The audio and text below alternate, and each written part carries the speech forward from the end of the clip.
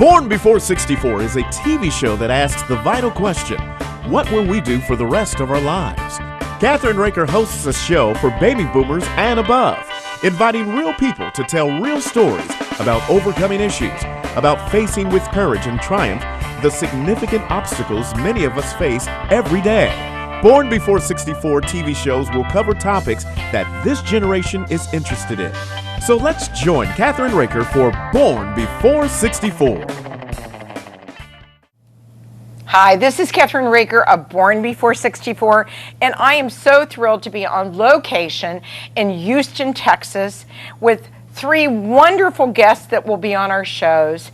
The first guest is Cary Robinson, the author of the Dudley Files, correct? Yes, ma'am. Now, you are the star of the Dudley Files with Dudley, am I right? I'm one of the characters in the book, but Dudley is the big star of the book, yeah. He's the big star of the book. And, you know, you also own, with your brother, am I right, the family business, which is pipe. That's correct. And steel. Yes. And you've been around for 50 years. Your grandfather started it? We've been around for 30 years. My grandfather started the original business 60 or 70 years ago. Wow.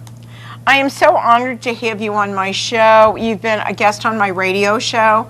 I love your books, and you're doing something absolutely beautiful with your books. Tell me how you got into the pipe. Tell me all about your life and how you started. Tell me about that. My grandfather brainwashed us when we were kids. Brainwashed you? Brainwashed us. Okay. He took us down to the pipe yard. Right. When we were babies. Right. And I was actually pre-med. I was supposed to go to medical school. Ended up in the pipe business. And my brother and I now own a 30-year-old business. And, you know, I'm married. I have two great kids. Do you have grandchildren yet? I do not have any grandchildren yet. One day I'm hopeful. You're hopeful? I have 14. Let me tell you. 14's a lot of kids. It's a lot. I love them. But it's a lot, believe me. Tell me something, when you were a kid, because you told me this yesterday, I don't know if I should reveal this or not, but you said that you weren't really, that you were always getting into what? Trouble. We were always getting into trouble. I was a bad kid. So. What do you mean by a bad kid? You know, we always got into trouble. We always did, you know, stupid things like kids often do. And but thankfully, I'm not like that anymore. And what changed? I think when I had kids and when I met your wife? Met my wife. I turned 25. I'm a firm believer that kids are stupid till they're 25. Okay. So when I'm 25, I figured out I was a bad kid. So, you know, I try to change my life. I volunteer my time, mentor kids, and, you know, I try to raise my kids properly. So. Right. Now, when did you get the bug? When did you get the bug for writing? I guess it was about 4 years ago, and I was in the shower one day, and I had just lost my dog Dudley, and I was writing down things, and I decided in the shower that I was just going to start writing books. Wow, unbelievable. So the first book that you wrote, how many pages is it? I think it's about 260 pages. Tell us a little bit about how you actually sat down and wrote the book. I live in Medina, Texas on weekends. It's a small little town out in the middle of nowhere. I sit out by the river with my dogs, and I just sit there and write the books. It's very calm. I don't see anybody. It's nice and peaceful, and I just sit out there and write books. That's what I do. So the actual Dudley is not with us any longer, is he? No. Now, how long was he alive? And how, was he a rescue dog? He was a rescue dog. Found him at the SPCA. He actually found me. It was just, it's in book number 1. You'll see how I found him. I was not expecting to find him, and I just chanced into him, and he was, I guess we had him for about 10 years. He was 2 years old when we found him. Oh, wow. And what did you love about him? He had this great face. He had these great eyes. He had a great smile. He was just a character. He made all kinds of funny noises. He did silly stuff. And I really started jotting down things to remember him by. And then one thing led to another, and I started writing a book. And I never planned on writing a second book, but people kept asking me for it, so now I got a second book. So now, when did you decide to start your publishing company? I did that after my first book. I went with a publishing company at my first book. Okay. They were very slow. They were very expensive. They could not make decisions on time. And, you know, I just like to get things done quickly. And I was beating my head against the wall, and I just decided, you know, I'm going to start my own publishing company. So I started Golden Hound Press, and it's worked out real well.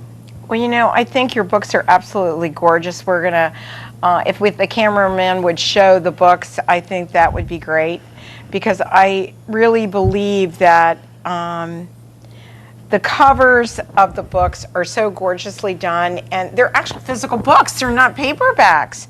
And so when they came in the mail to me and I started reading them, oh my gosh, I just fell in love, because you know that I had been in rescue.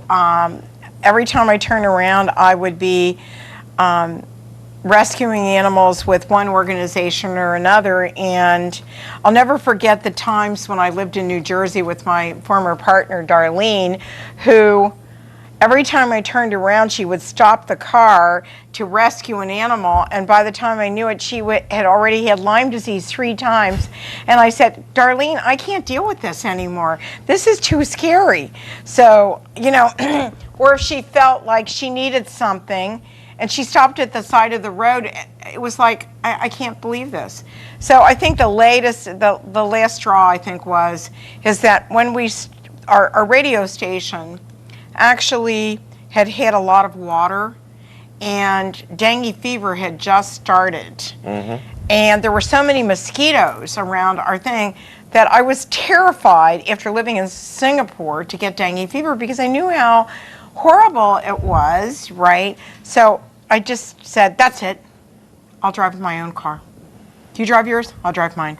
And we'll get to the station. And it worked out perfectly. Good choice. So, but we raised, I think, over $1.5 million on MTV for No Kill. That's awesome. Which I thought was really a good deal. It's great. Now, tell me, you give the profits to your books so you don't keep the profits. I did on my first book. My second book, I decided that the books had actually found their purpose, and the purpose was to rescue animals and help shelters out. So we have just so many dogs that are euthanized, and so I decided that the purpose of the book from now on and everything I do is going to be towards rescuing animals. So 100% of what I make on the book is going to go to 4 or 5, maybe 6 different shelters that I like, right. And we're gonna rescue some animals. Right, and I think what's important about it is that I'm hoping that on all of the shelters that they're really pushing your book. Is it up on their websites? Not yet, but when they get a paycheck at the end of the year, I bet it will be. Well, I bet you 10 to 1, but here's the deal. You can go ahead and you can get them to do that and put this piece up there too, because that's important. You know, there's so many dogs and cats and animals that need to be rescued or neutered, and it's important for that to happen, don't you say? Absolutely. So, could you just mention the shelters? I like RPM, Rescue Pets Movement. I like the SPCA, the Humane Society, Canine Angel Rescue, and the Utopia Rescue Ranch. Right. And what's your website? www.thedudleyfiles.com. And we'll be right back on Kathryn Raaker's Born Before 64 with our guest, Cary Robinson.